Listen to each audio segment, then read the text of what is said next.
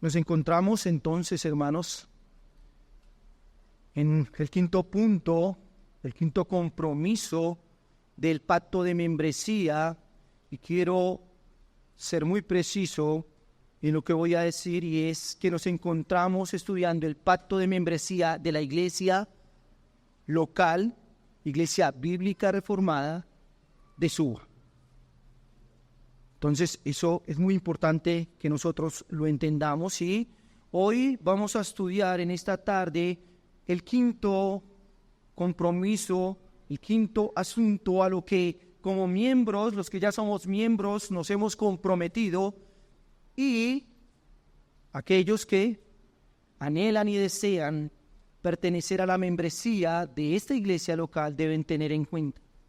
Así que el quinto asunto o el quinto compromiso nos dice que apoyaremos sacrificialmente con nuestros dones y recursos la extensión de la obra de Dios. ¿En dónde? En este lugar, en nuestra iglesia local. Un periodista quiso conocer de cerca el éxito ministerial de Charles Spurgeon, quien congregaba miles de personas en el tabernáculo metropolitano de Londres cada domingo. Este periodista hace una visita al templo y lo que encuentra allí le llama poderosamente la atención. Él encuentra una iglesia trabajadora. Allí todos se ocupaban de alguna tarea específica. Algunos recogían a los niños de las cercanías para llevarlos a la iglesia. Las mujeres preparaban alimentos para la congregación, otros oraban fervientemente, otros organizaban libros y literatura para enviar a otras iglesias, y los ministros, a otras iglesias y a otros ministros. Entonces este hombre comprendió que el éxito de esta iglesia no dependía de un solo hombre, por más extraordinario que éste fuera, sino de todo el cuerpo que trabaja en unidad. En otras palabras, una membresía enteramente dedicada en comunión y servicio hace parte del carácter de una verdadera iglesia de Jesucristo. No es solamente un hombre, por más que Dios lo use. Es un cuerpo unido. Por supuesto, el ministro hace parte de ese cuerpo. La Biblia, hermanos, es clara en mostrarnos que los creyentes tenemos una obra que hacer, un servicio al cual hemos sido todos llamados. Nuestra nueva relación tiene una base preciosa de amor. Hemos sido amados por el bendito Señor y así injertados a una nueva familia a la cual amamos, y el amor del que hemos sido objeto nos involucra en amar al perdido también. La membresía entonces se asemeja, y entiéndame lo que voy a decir, más a una empresa, quizás a la milicia, donde todos los que ingresan tienen un trabajo por realizar, que a un concierto o una obra de teatro donde vamos, pagamos, nos sentamos y aplaudimos, pero a menos que seamos los actores, no nos involucramos en nada. Esa no es la membresía. Probablemente algunos cristianos se cuestionen la necesidad de que un miembro esté tan profundamente ligado a su iglesia y sientan que asistir, adorar, ofrendar para la obra y relacionarse cordialmente, esto debería ser suficiente. Ya estoy viniendo, agradezcan que vengo, que oro con ustedes, pero eso es suficiente. Sin embargo, las iglesias nunca fueron diseñadas para ser tan solo un púlpito y una audiencia. No. Sino para ser cuerpos activos, vivos y llenos de amor, en los que cada miembro esté con sinceridad involucrado en su ministerio, tal como lo vemos en las palabras del apóstol Pablo en los Romanos, capítulo 12, versículo 1. Así que, hermanos, os ruego por las misericordias de Dios que presentéis vuestros cuerpos en sacrificio que vivo, agradable a Dios, que es vuestro culto racional. No es solamente venir a la iglesia a cantar un himno o todos los himnos. No es solamente venir a la iglesia y orar. Eso hace parte de nuestra adoración a Dios. Pero es más que sentarnos en una silla y esperar que nos prediquen la palabra. Es involucrarnos en el trabajo del Señor, porque todos hemos sido llamados a este trabajo. En esta tarde, entonces, estudiaremos nuestro quinto compromiso. Apoyaremos sacrificialmente con nuestros dones y con nuestros recursos la extensión de la obra de Dios en este lugar. Y lo haremos observando como primero la realidad del servicio sacrificial del creyente en su iglesia local. Quiero mostrarle, querido hermano, que cada uno de nosotros hemos sido llamados a trabajar en la iglesia. Si el Señor nos ha añadido a la familia de Dios, a la iglesia, no nos trajo para que nos sentemos y, como muchos decían, calentemos una silla y ya. El Señor nos trajo para que trabajemos en su obra. Y también estudiaremos como segundo 5 compromisos que conlleva el ser miembro de esta iglesia local.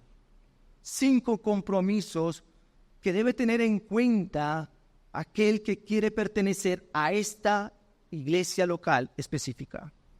Vayamos entonces a lo primero, la realidad del servicio sacrificial del creyente en su iglesia local. Miremos algunos ejemplos que nos muestran la realidad de que en una iglesia local los creyentes están llamados a trabajar. Efesios capítulo 4, versículo 11 y 12.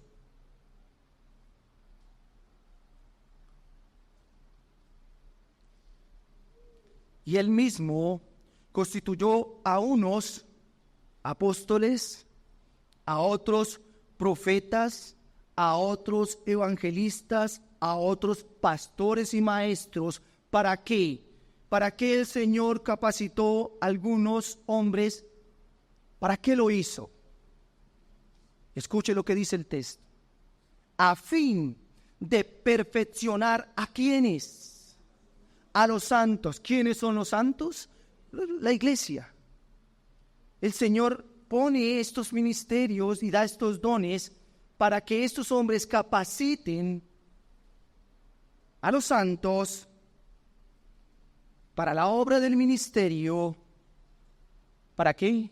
Para la edificación del cuerpo de Cristo. ¿Lo notan? Claramente, aquí no dice que solamente los pastores o en el tiempo los apóstoles, los profetas fueron levantados para edificar al pueblo. No, solamente ellos no van a trabajar. Acá dice claramente que todos debemos hacerlo.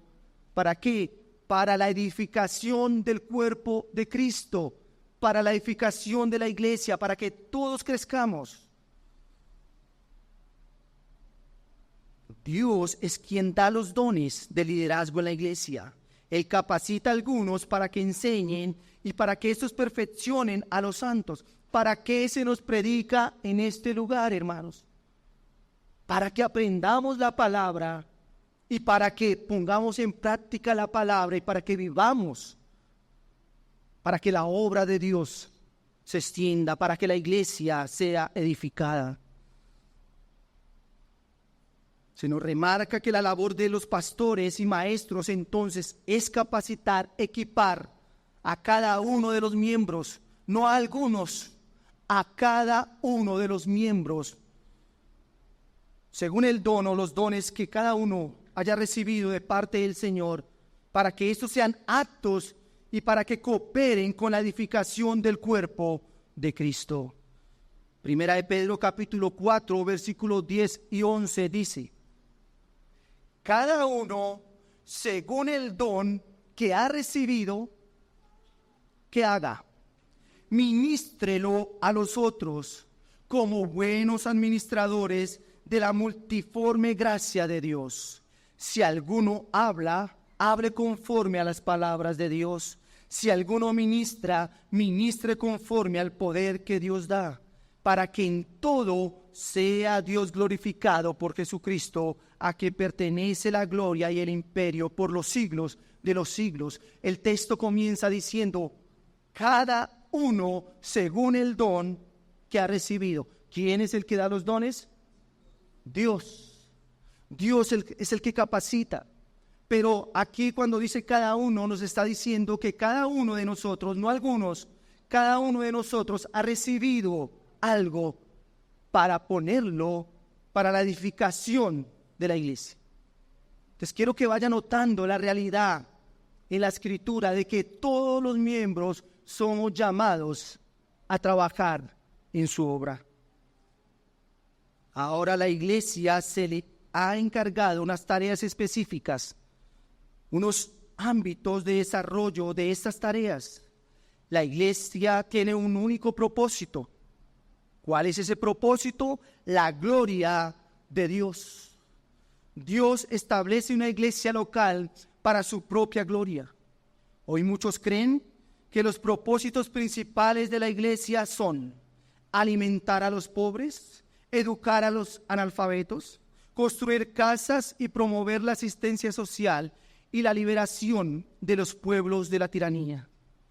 Quizás estos asuntos pueden ser necesarios y legítimos, pero estas no son responsabilidad principal de la iglesia. El llamado evangelio social es un distractor para que la iglesia cumpla su verdadera labor. Les he dicho que el propósito principal de la iglesia, ¿cuál es? Glorificar a Dios. Que el nombre de Dios sea glorificado. Ese es el propósito principal. Ahora, ¿de qué manera vamos a llegar a ese punto? ¿De qué manera como iglesia vamos a glorificar a Dios? Está allí nuestro segundo cuadro, dice la adoración corporativa. ¿De qué manera nosotros entonces glorificamos a Dios? Adorándolo.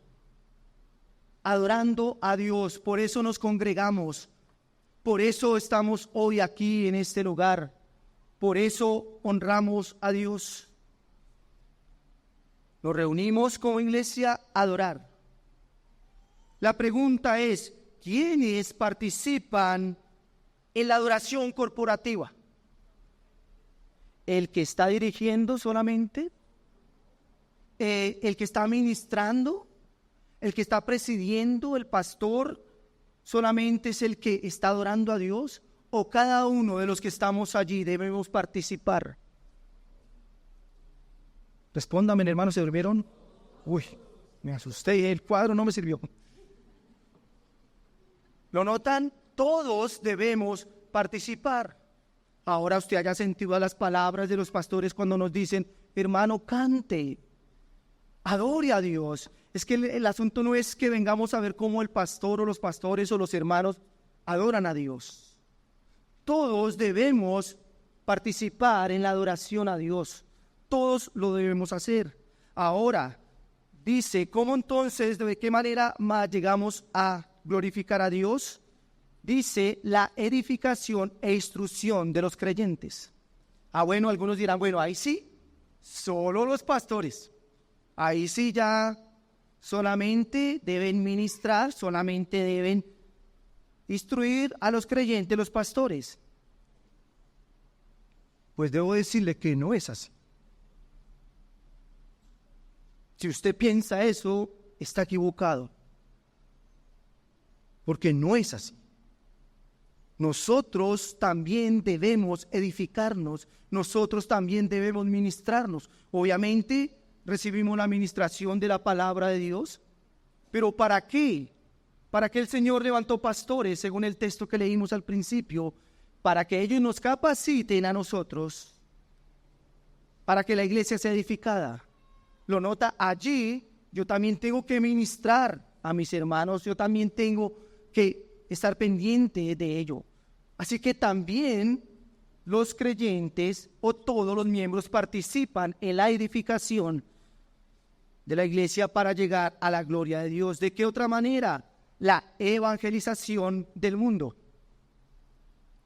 No, ahí sí, hermano, solamente el ministerio de evangelismo. Para eso tenemos 3 grupos ya. Entonces ahí ya, buena evangelización, allí solamente son ellos los que son responsables. Pues mis hermanos, debo decirles que no es así. Todos somos llamados a extender el evangelio, a hablar de las maravillas. La Biblia dice que nosotros somos real, sacerdocio, nación santa, pueblo escogido por Dios. ¿Para qué? Para que anunciemos. ¿Lo notan? Ahí no dice los pastores, el grupo de evangelismo son esa nación santa para que ellos hagan el trabajo. No, todos nosotros. Sí, el Señor nos ha permitido tener estos discipulados, pero todos, escúchemelo, todos debemos participar. Usted puede evangelizar en su trabajo, usted puede hablar del Señor en su vecindario. Debe hacerlo. ¿Por qué? Porque usted también es partícipe de llevar el evangelio a los perdidos. Así que quiero que note la realidad, hermanos, de que todos, absolutamente todos, debemos participar del trabajo. ¿Para qué? Para la gloria de Dios, para la edificación de la iglesia. Donde hay una iglesia local, allí hay un lugar de adoración pública establecido. Entonces, todo cristiano debe reunirse con otros creyentes a rendir adoración al Dios Trino.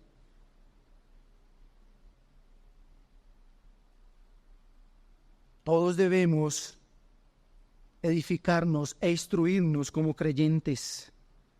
En este elemento todos trabajan, principalmente, por supuesto, los pastores y maestros, enseñando adecuadamente la palabra de Dios. Sin embargo, en este propósito los creyentes no son pasivos, sino que deben trabajar para aprender y aplicar lo que les es enseñado en la edificación mutua entre ellos.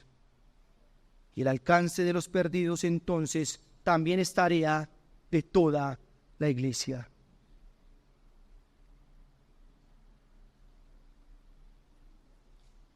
Después entonces de entender que todos estamos llamados a trabajar por el cumplimiento del propósito de la iglesia, que es adorar al Señor, quiero que veamos 5 compromisos puntuales para aquellos que desean ser miembros de esa iglesia local y para recordar a aquellos que ya somos parte de la iglesia del Señor, de la membresía local de este lugar. Así que como segundo vamos a mirar 5 compromisos que conlleva el ser miembro de esta iglesia local. ¿A qué nos hemos comprometido y a qué se va a comprometer usted? Ya le he mostrado por medio de las escrituras, pero haberlo hecho, que todos debemos trabajar. Así que el primer compromiso que tenemos en esta iglesia es que nos comprometemos al ministerio general los unos a los otros, como lo afirma la carta de los Tesalonicenses, primera carta de los Tesalonicenses, capítulo 5, versículo 11 al 14. Versículo 11 dice: por lo cual, animaos unos a otros y edificaos unos a otros, así como lo hacéis. Versículo 12: os rogamos, hermanos, que reconozcáis a los que trabajan entre vosotros y os presiden en el Señor y os amonestan, y que los tengáis en mucha estima y amor por causa de su obra. Tened paz entre vosotros. También os rogamos, hermanos, que amonestéis a los ociosos, que alentéis a los de poco ánimo, que sostengáis a los débiles, que seáis pacientes para con todos. Hermanos, creo que este texto nos muestra que hay mucho trabajo que hacer. Mucho trabajo. Y que no reposa únicamente en los pastores y maestros y líderes, no, sino en cada uno de nosotros.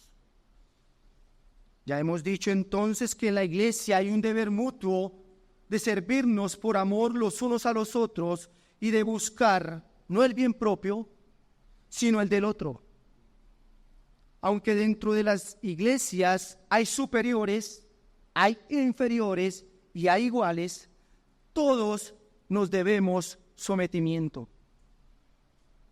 En el texto nos enfrentamos al deber para con los superiores. Allí dice que el reconocimiento, la gran estima y el amor deben caracterizar nuestra relación con quienes, con nuestros pastores y con nuestros líderes. Nos debemos a nuestros líderes, nos debemos a nuestros pastores en respeto, en amor, en honra.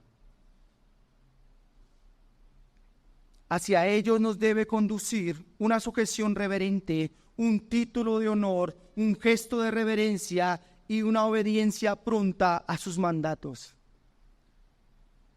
Qué terrible es cuando un hermano se dirige al pastor diciéndole: ¿qué hubo, Jorge? ¿Qué hubo, Paz? Es terrible, hermano, sí suena chistoso, pero es terrible. Ellos son los pastores. Ellos son los líderes. ¿Quién los escogió? ¿Quién los escogió? Dios. Usted y yo lo reconocimos, pero el que los escogió fue Dios. Así que Dios dijo: estos hombres tienen autoridad sobre ustedes. Ya. Así que nuestra relación con ellos no es de igual. Ellos son superiores. Ellos nos sirven, por supuesto, pero son superiores y nos debemos a ellos. Pablo claramente en el texto dice: os rogamos, hermanos, que reconozcáis a los que trabajan entre vosotros y os presiden en el Señor y os amonestan si nos amonestan. Por supuesto, y tienen que hacerlo. ¿Qué dice? Que cuando nos amonesten, los odiemos, nos vayamos en contra de ellos, los odiemos, ¿sí? Eso es lo que dice el texto. No, dice: y que los tengáis en mucha estima y amor por causa de su obra. Tened paz entre vosotros. ¿Qué le debemos a los superiores? Honra, respeto, amor. A eso, escúcheme bien, aquel que quiere pertenecer a esta iglesia, a eso se está comprometiendo usted, a honrar a sus superiores, a amarlos, a respetarlos, así los amonesten. Así los amonesten. Es su ministerio. Los superiores nos sirven a nosotros por medio de las enseñanzas, la administración y nuestra manera de servirles es respaldando y fortaleciendo sus enseñanzas con el trato y los consejos mutuos. Mis hermanos, debemos entender que mi servicio a los hombres es parte de mi alabanza a Dios. Servir a otros es parte de mi alabanza a Dios. El deber de los cristianos es, además de adorar a Dios, ser serviciales los unos a los otros. William Coe dice que el servicio que en el temor de Dios realizamos unos a otros es una demostración evidente y real de la honra que le tenemos a Dios. A Dios no le impresiona nuestra bondad. Él está tan por encima de nosotros, es tan perfecto y completo en sí mismo que nosotros no podemos darle a Él, ni Él recibir de nosotros nada. ¿Qué podemos nosotros hacer para impresionar a Dios? ¿Cuánto servicio podemos dar para que Dios diga, qué bueno muchacho, me siento satisfecho por usted? Hermanos, nada. Job capítulo 22, versículo 3 dice, ¿tiene contentamiento el Omnipotente en que tú seas justificado? ¿O provecho de que tú hagas perfectos tus caminos? ¿En qué le aprovecha eso a Dios? En nada. A nosotros, en todo. Pero a Él, en nada. Así que escuche lo que le voy a decir y póngalo en su corazón. Pero en su lugar, Dios ha colocado a nuestro hermano para que le hagamos mucho bien y así Dios se siente muy honrado. Yo no puedo hacer nada por impresionar a Dios, pero Dios ha puesto a mi hermano para que yo, sirviéndole a Él, así de esa manera Dios sea honrado. ¿Qué entonces nos debemos nosotros? A nuestro hermano, a los superiores, les debemos honra, les debemos amor, respeto. A nuestros iguales, que les debemos servicio. Debemos servir. ¿Recuerdan la pelea de los discípulos? Dinos quién es el mayor. ¿Qué le dijo el Señor? El que más sirva. Eso le debemos a nuestros hermanos, el servicio. Así que hermano, amigo, no hermano, y aquel que quiere pertenecer a la iglesia, a eso, mis hermanos, nos hemos comprometido y a eso, hermanos, se comprometerán aquellos que van a hacer ese pacto de membresía. Como segundo compromiso, ¿a qué entonces nos hemos comprometido en esta iglesia local? A la disposición a trabajos específicos o iniciativas. ¿Cuántos trabajos hay en la iglesia? Hermanos, muchos. Hay muchos asuntos en los cuales debemos involucrarnos. Hay trabajos específicos donde se muestra el apoyo al reino de Dios en este lugar. Al estar dispuestos a hacer algún tipo de trabajos, sean fáciles y cómodos de hacer, como si no. Es el caso, por ejemplo, de las damas de la iglesia, que en su momento tendrán a cargo la cafetería, el tinto, quizá los refrigerios en las conferencias. Es allí entonces, hermanos, donde hay muchos trabajos que usted puede involucrarse y que usted debe hacerlo. A eso se compromete. Cuando hay conferencias que se hace, se pone una lista y se dice, bueno, hermano, allí está su oportunidad. No es que yo no pude hacer nada en la iglesia, no puedo hacer nada. Ahí está su oportunidad. ¿Qué se espera? Pues que usted vaya y coloque su nombre y diga que estoy presente. ¿Qué se espera de los miembros? Que eso pase. Y no que diga, uy, hermano, no lo vi en esa lista. Usted se está comprometiendo a trabajar. Dijimos que a trabajos sean fáciles de hacer o sean difíciles de hacer. Hechos 9:36 al 39 encontramos el caso de Dorcas. Ella hacía vestidos y apoyaba a las viudas. Quizás también les ayudó a aprender a hacerlos. Note que habían trabajos que hacer que beneficiaban a la iglesia, por supuesto. ¿Y qué hacemos nosotros los miembros? Nos involucramos con estos trabajos. De hecho, los pastores no deberían decirnos qué pasó. No, hermanos. Somos conscientes del trabajo. Deberíamos estar allí anotados, dispuestos a trabajar, porque esto es lo que hemos sido llamados a hacer. Es una muy buena manera de ayudar en las cosas de Dios. Por supuesto, no es hacer cualquier cosa, sino aquello que aporta a la obra de Dios, que apoya las solemnes tareas que tenemos como iglesia. Tal vez alguno tenga una iniciativa que sea muy válida. Entonces, él debería hacerla y así glorificar a Dios y así edificaría a los hermanos. Hermanos, cuando surgen ideas, hay muchos que dicen, bueno, yo tengo una iniciativa, hermano. A mí me parece que en la conferencia deberíamos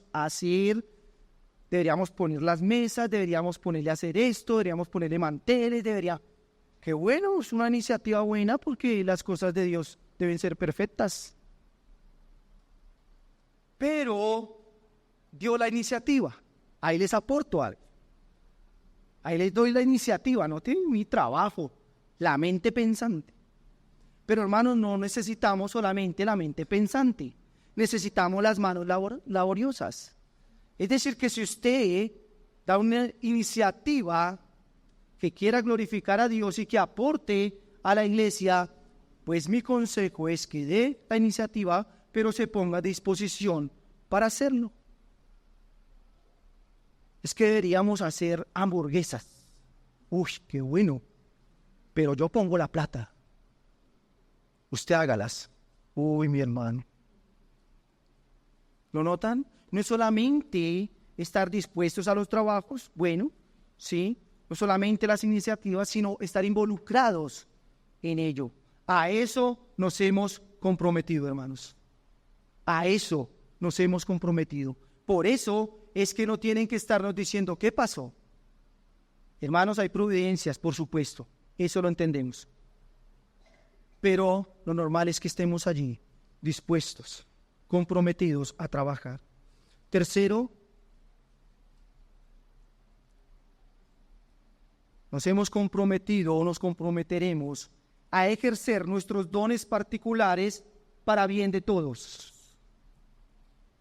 Por supuesto, aquí no hablamos de los dones llamados carismáticos, como los de profecía, sanidades, hablar en lenguas y muchos más, que claramente sabemos que han cesado. Aparte de estos, hay todavía muchos otros que debemos estar descubriendo y poniendo a la disposición de la iglesia. Cada miembro tendrá algo que dar, sean sus talentos naturales o sus dones. ¿Escuchó bien lo que dije? Siendo sus talentos naturales o sus dones. Cuando hablo de talentos naturales, quizás hay hermanos que puedan tener talentos en la carpintería, en la electricidad, la contabilidad y muchas otras cosas más. Quizás dones donde son compasivos, son serviciales, son hospitalarios. Hermanos, todos hemos recibido algo y todos tenemos algo que dar. Y la iglesia necesita muchas cosas. Donde nosotros estamos, esto está hecho de madera. Necesitamos la luz. Y quizás el Señor le ha permitido a usted trabajar en esto. ¿Qué debe hacer usted? Poner a disposición eso que Dios le ha dado para beneficio de la iglesia. La iglesia se beneficia. Si se va la luz y hay un electricista, ¿qué debería hacer? Hermano, espere, yo tengo una tarjetica, un eléctrico, espéresela. ¿Qué debería hacer el hermano? Pues hermano, si Dios le ha dado eso, pues úselo en beneficio de la iglesia. Si usted es hospitalario, hermanos, las conferencias vienen muchos hermanos de otros lugares. Ahí es la oportunidad donde usted puede usar eso que Dios le ha dado.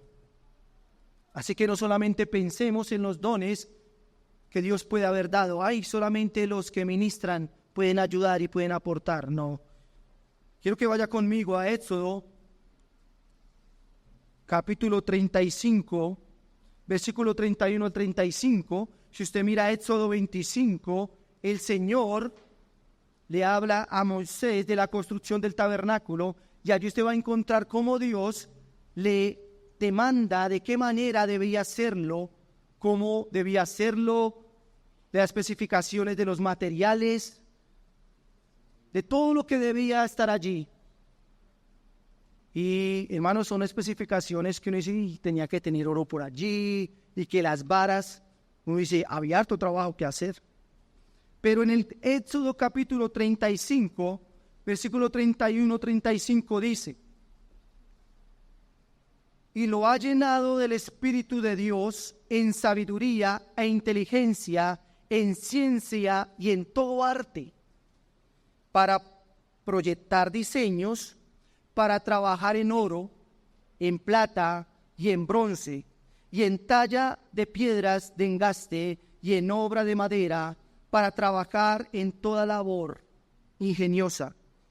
Y ha puesto en su corazón el que pueda enseñar así él como a Oliab, hijo de Ahisamac, de la tribu de Dan, y los ha llenado de sabiduría de corazón para que hagan toda obra de arte y de invención y de bordado en azul, en púrpura, en carmesí, en lino fino y en telar, para que hagan toda labor e inventen todo diseño. Quiero que note algo.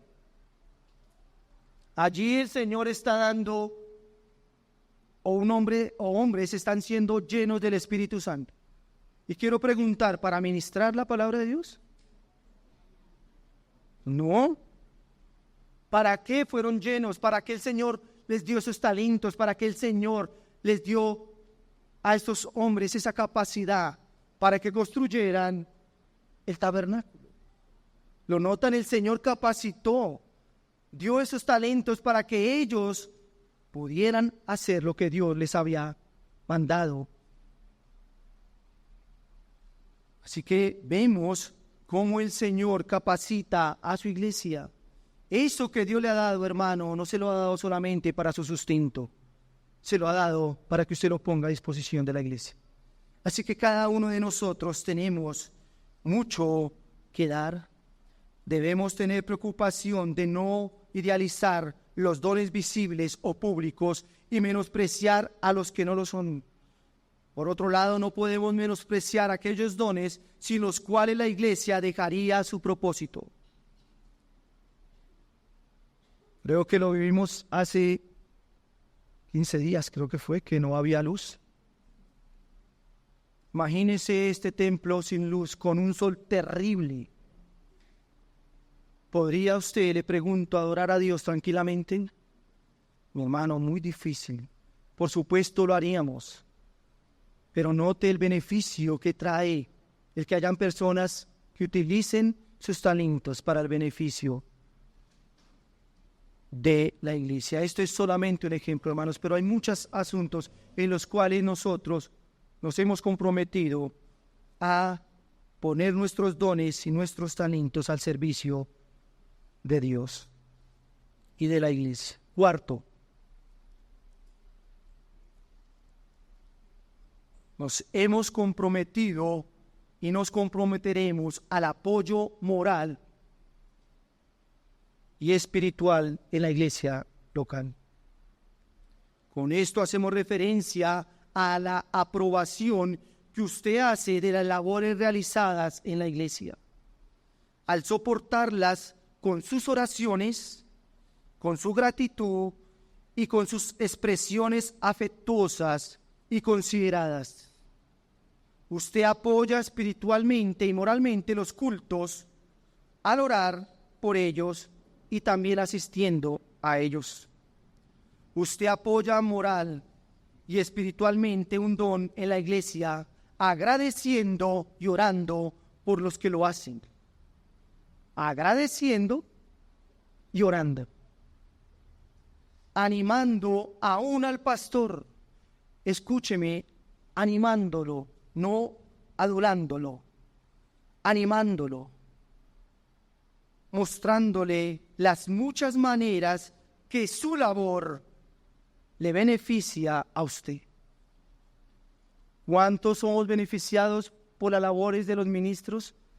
Hermano, todos nosotros. Aún aquel que está sentado allí y no ha entregado su vida al Señor, aún él está siendo beneficiado porque está escuchando la palabra. Así que nos hemos comprometido a apoyarnos, a animarnos. Qué terrible es la ingratitud, qué terrible es ser desagradecidos con aquellos que nos sirven. Eso es terrible. Por el contrario, el miembro que tiene una actitud crítica, ausente o desalentadora no es útil para el trabajo local. Es tan fácil criticar. Es tan fácil decir, ay, es que deberían poner 1000 ventiladores o quitarlos todos. Es muy fácil. Pero ¿por qué no agradecer que gracias a esos ventiladores que nos dan frío, nos dan también aire, oxígeno? Ve hasta dónde tenemos que llegar. Es muy fácil decir, uy, qué tinto tan feo, qué tinto tan amargo. Deberían hacer un espresso, es fácil hacerlo, pero usted no sabe cuánto esfuerzo el hermano que lo hace y con cuánto amor lo hace para usted y para mí. Pero somos desagradecidos, no animamos a los hermanos. ¿O a usted no le agrada que le digan, hermano, ¿lo hizo bien? No para su gloria, no, usted lo anima a seguir. Hermano, nos hemos comprometido a esto. Isaías 41, 6 y 7 dice, cada cual ayudó a su vecino y a su hermano dijo, esfuérzate. El carpintero animó al platero, el que alisaba con martillo, al que batía en el yunque, diciendo, buena está la soldadura, y lo afirmó con clavos para que no se moviese. Nota un trabajo, se animaban, qué bien, qué bueno es que lo estás haciendo. Debemos animarnos en el trabajo. Al ser miembro de una iglesia debemos tener la preocupación de no desestimular la obra de Dios al no apoyar el trabajo y las actividades de la iglesia. Sabemos que es un sacrificio, como todo lo que hemos visto. Por ello debemos rogar a Dios la capacidad de servir a la obra de Dios en todas estas cosas. Pregunto entonces, aquel que quiere ser miembro de esta iglesia, ¿estaría dispuesto a ser miembro de esta iglesia? ¿Estaría dispuesto a estos 4 puntos que le he dado? Me falta uno, no se les olvide. ¿Estaría en este momento dispuesto? Debe preguntarse muy bien, porque a eso es lo que nos hemos comprometido y se comprometerá. Y por último, ¿a qué nos hemos comprometido y nos comprometeremos? A proveer económicamente para la extensión de la obra del Señor en este lugar. El autor del libro La Amada Iglesia dice lo siguiente: dar es un requisito para que la congregación pueda mantener a sus oficiales, pueda ocuparse de los gastos necesarios para que hagan benevolencias y para que continúen con la obra de las misiones a la causa de Cristo por todo el mundo. A algunos les molesta la idea de dar dinero, pero las Escrituras enseñan que los creyentes deben dar al menos el 10% de su ingreso total. Ya iremos sobre eso. ¿Cuán poco dan los cristianos a la iglesia del Señor y obran en proporción a lo que Cristo les ha dado? Qué poco ofrenda el que dice amar al Señor al olvidar todo lo que Cristo ha hecho por él. La gente se equivoca cuando ve el ofrendar como una carga en vez de un acto de adoración. Lo nota cuando el que dirige, dice, bueno, vamos a pasar a una parte importante del culto que es nuestra ofrenda. ¿Por qué? Porque es parte de nuestra oración. Así que entienda, no es otra cosa aparte, es parte de nuestra adoración al Señor.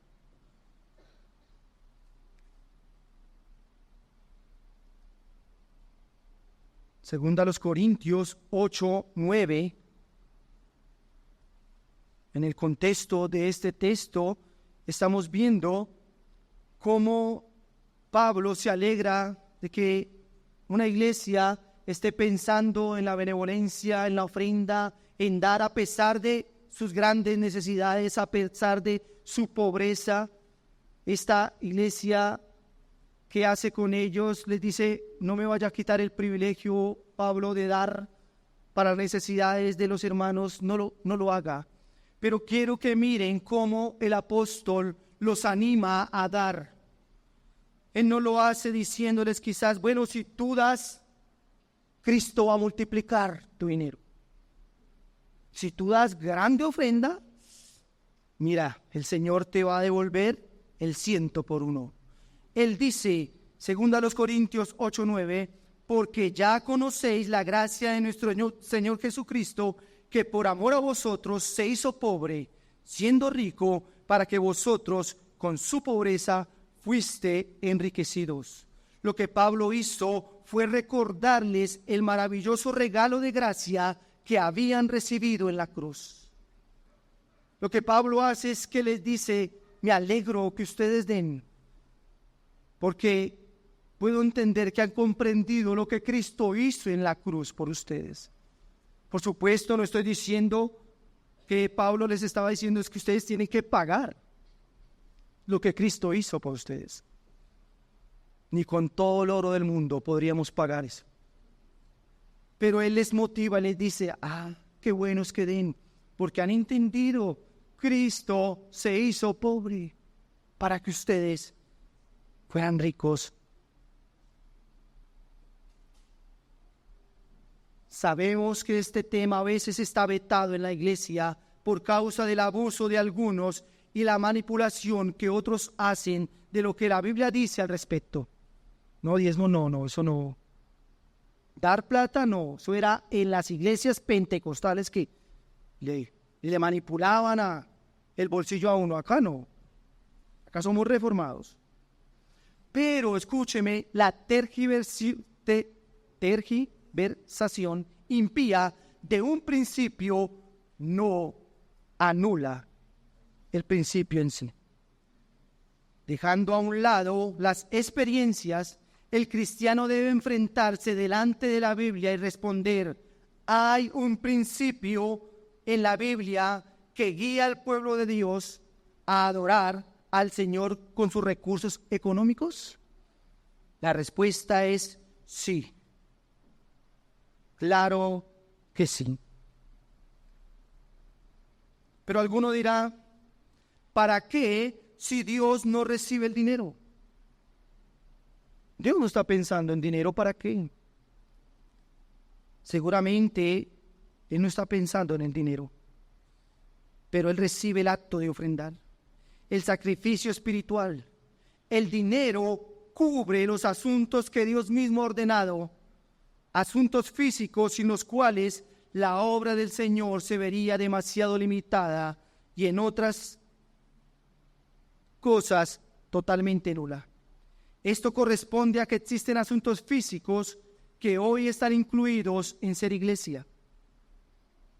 Si la iglesia fuera la reunión incorpórea de espíritus,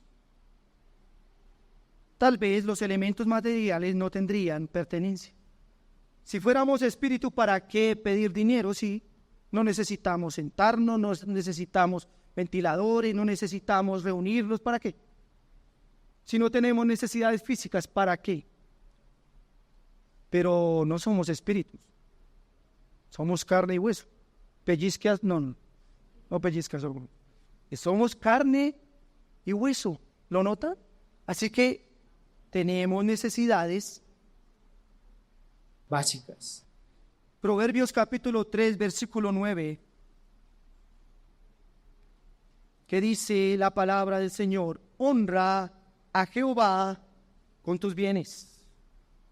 Allí en la Escritura está el principio. Honra a Jehová con tus bienes. Ahora podemos preguntarnos de qué manera entonces el dinero aporta para el reino de Dios. ¿De qué manera, o diciéndolo de otra manera,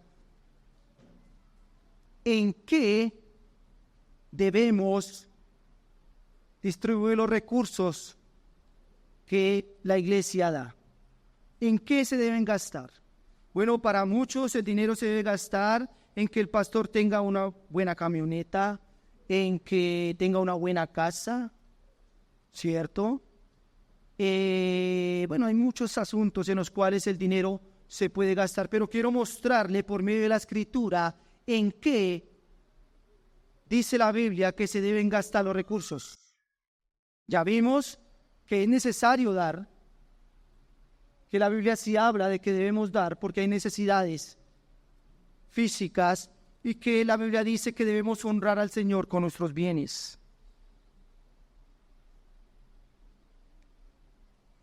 Lo primero que nos dice la Escritura, en los cuales se deben usar los recursos, es para el cuidado del lugar de adoración, es decir, para el mantenimiento del templo.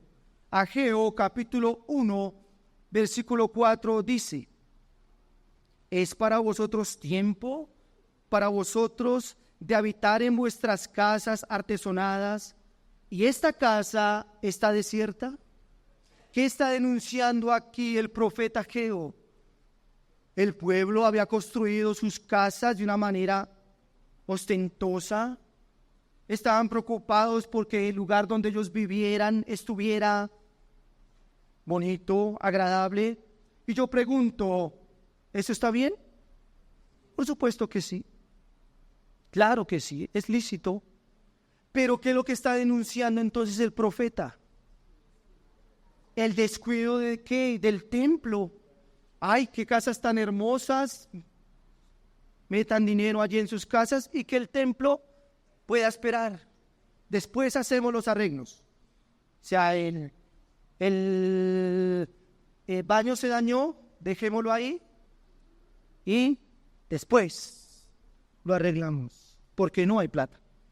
Primero nuestras casas, primero lo nuestro, no, hermanos. Por supuesto, el Señor ha dado recursos y es lícito estar pendiente de lo nuestro, pero no debemos descuidar el templo. Así que, ¿para qué se usan los recursos? Para la mantención del templo.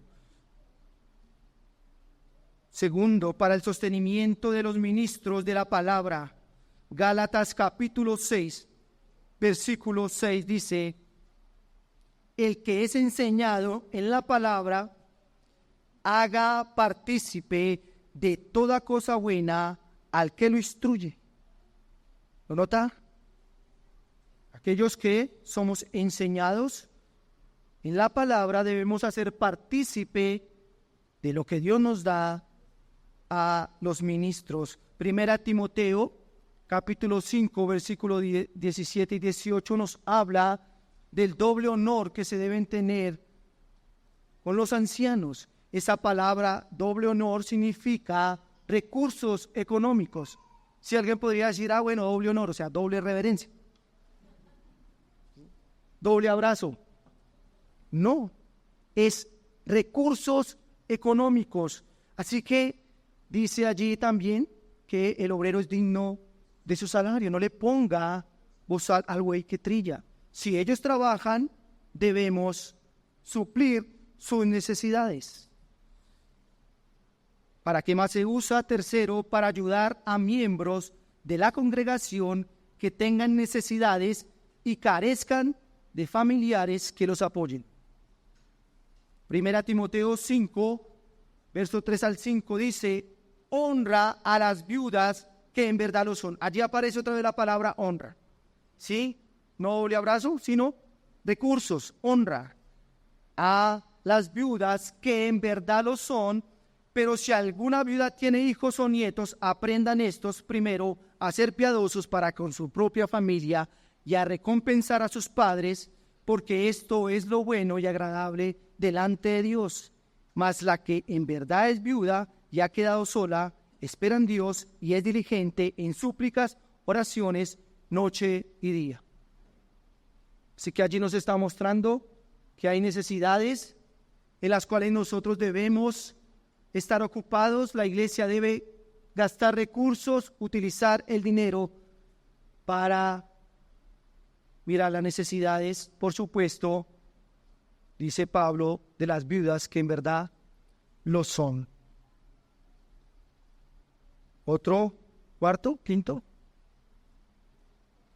Ayudar a los santos necesitados en otras iglesias. Hechos 11, 27, 30.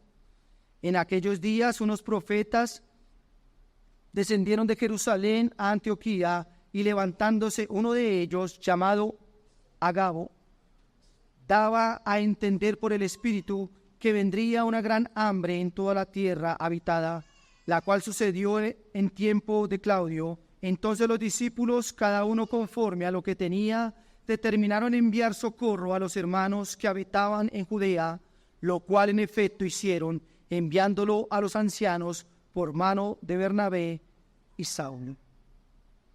Así que allí vemos que también se pueden usar los recursos para ayudar a otros hermanos en otra iglesia.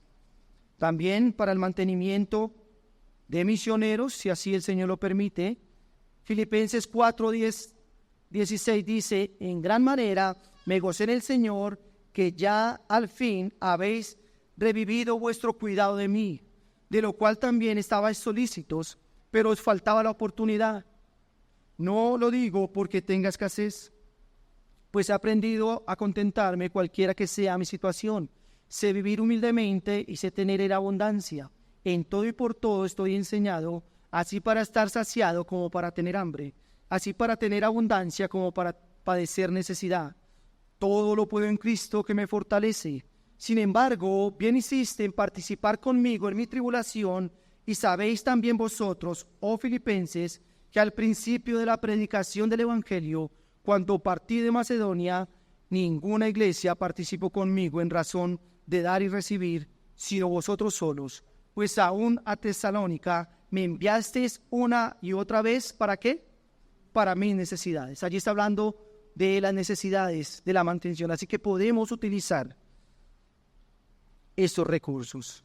Así que quiero, hermano, que entienda para qué se usan los recursos. Sí, yo sé que en otro tiempo quizás fuimos engañados y los recursos se gastaron para otras cosas.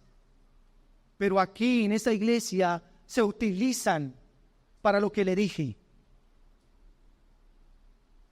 Y cualquiera que quiera comprobarlo puede hacerlo.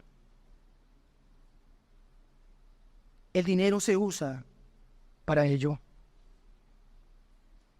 Otra inquietud recurrente para las personas que empiezan a asistir a una iglesia bíblica es si existe alguna medida, algún porcentaje estandarizado que regule el monto que la ofrenda o de la ofrenda que debo traer a la iglesia. Dentro de la cultura cristiana existen las ofrendas y diezmos de manera general.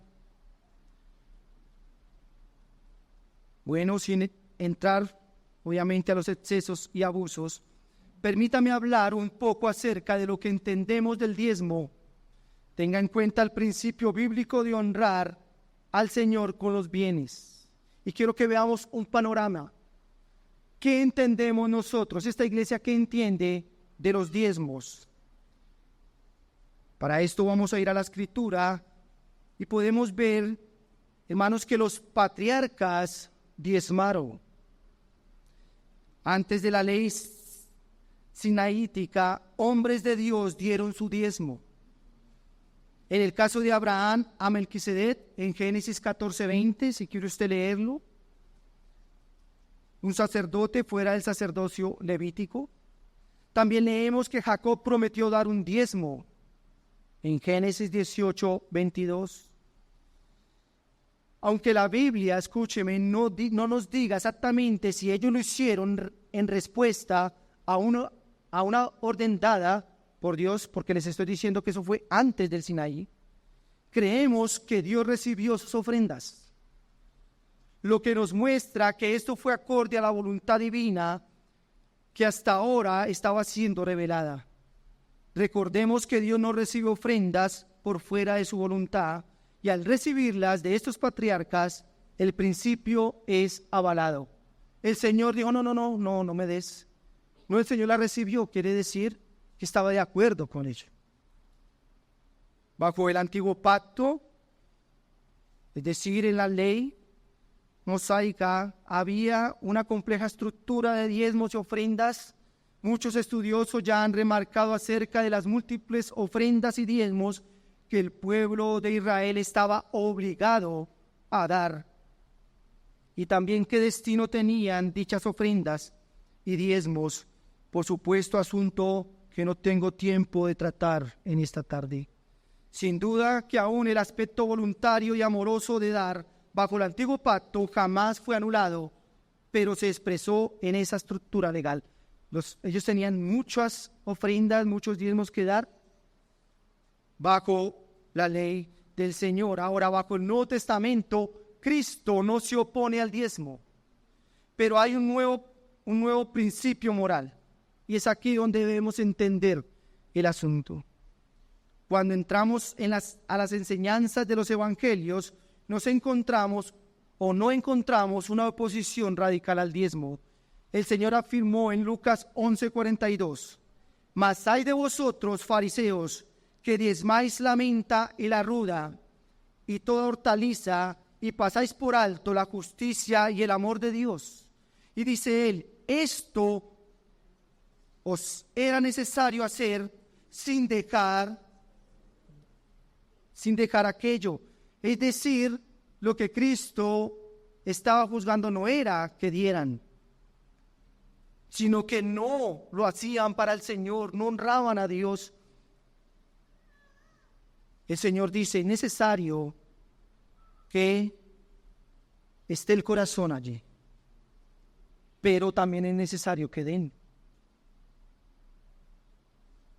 Esto es relevante saberlo, porque los evangelios fueron escritos décadas posteriores a los hechos y fueron usados como libros de instrucción para la iglesia de Cristo, lo que nos muestra la intencionalidad de los escritores del Nuevo Testamento para que eso formara parte de la instrucción hoy. Sin embargo, es después de la vida y muerte y resurrección de Cristo, especialmente a la luz de su muerte, que el antiguo pacto cae y se instaura el nuevo, sobre la base del sacrificio una vez y para siempre de nuestro Señor Jesucristo. Así que es interesante ver que a la luz del nuevo pacto muchos asuntos son reinterpretados, otros se señalan como caducados y otros simplemente no se tocan. Confírmese esto entonces claramente como lo aborda Hebreos, que aclara mucho de estos asuntos. Aquí es muy útil entender que el Nuevo Testamento es claro al afirmar que el antiguo pacto como estructura desapareció, pero es necesario advertir que ciertos principios morales que se habían expresado de una manera particular bajo ese pacto sobreviven al nuevo, ya no como parte de la estructura del Antiguo Testamento, sino como principio moral del nuevo. Es así que entendemos que el principio de la honra al Señor con nuestros bienes no se abolió con el antiguo pacto, sino su forma de expresión particular. Ahora ese principio sobrevive bajo el nuevo pacto, como una expresión de adoración legítima, pero básica.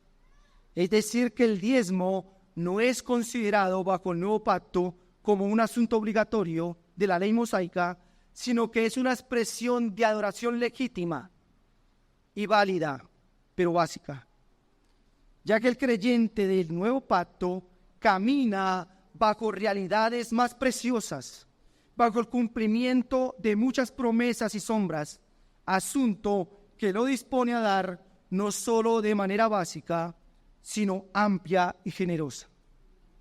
Lo que le quiero decir, hermano y amigo que me está escuchando hoy, es que creemos que aquellos que hemos sido objeto de la gracia del Señor mirando a aquellos que en otro tiempo no tenían tanta luz acerca de lo que venía. Obviamente creyeron en ello, pero no tenían tanta luz. Diezmaban, ofrendaban para agradar al Señor. Ahora, ¿cuánto más aquellos que hemos sido redimidos, aquellos que ya no estamos bajo la sombra, sino bajo la realidad, en un nuevo pacto, cuánto más debemos honrar al Señor con nuestros bienes? Así que si alguien pregunta, bueno, entonces, ¿deberíamos dar el diezmo? Yo le digo hoy que creemos que el creyente no debería dar menos que eso. No debería dar menos que eso. Ahora, el principio es honra al Señor con tus bienes, obviamente conforme el Señor le haya bendecido, como el Señor le haya provisto. Entonces, quizás una persona que el Señor le haya dado muchos recursos dice, bueno, ahí dice el 10%. Ya, me limité a eso. Hermano, yo quiero que note el principio. Si aquellos dieron el 10% y no tenían esa luz que hoy tenemos para honrar al Señor con nuestros bienes, y ellos lo honraron con ese 10%, si tenemos más luz, no deberíamos bajar de ese 10%, es lo que le quiero decir. Pero si el Señor a nosotros nos ha provisto más, no deberíamos limitarnos a ese porcentaje. ¿Sí me estoy haciendo entender? Así que, obviamente aquí en la iglesia no tomamos los sobres y ponemos, bueno, su nombre para, venga a ver quién no. Hermanos, sabemos que el Señor ama al dador alegre. Le he mostrado por la Escritura que el Señor, si hay un principio bíblico para dar, no podemos quedarnos en el engaño, no podemos quedarnos en nuestras inseguridades para anular el principio. El principio está, le he mostrado para qué se gastan los recursos en este lugar. Y le he mostrado que hay una base, al menos mínima, para dar. De ahí para allá, hermano, que el Señor toque su corazón. Hermano, como iglesia tenemos una limpia conciencia en cuanto a esto.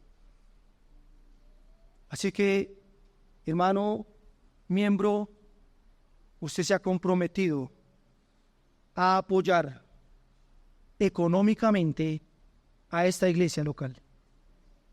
Usted lo ha hecho con sus recursos, Dios lo ha bendecido. Aquí no predicamos de dinero, de plata. No, usted sabe que no es así. Pero nos hemos comprometido.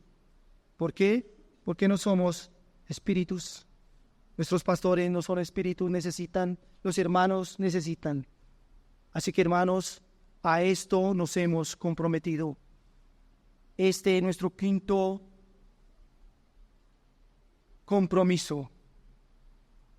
Nos comprometemos entonces a apoyar sacrificialmente, con nuestros dones, con nuestros recursos, la extensión de la obra de Dios en este lugar. Sus recursos se utilizan para la extensión del reino de Dios. Que Dios sea glorificado en esto, hermanos, y que nos ayude. Oremos.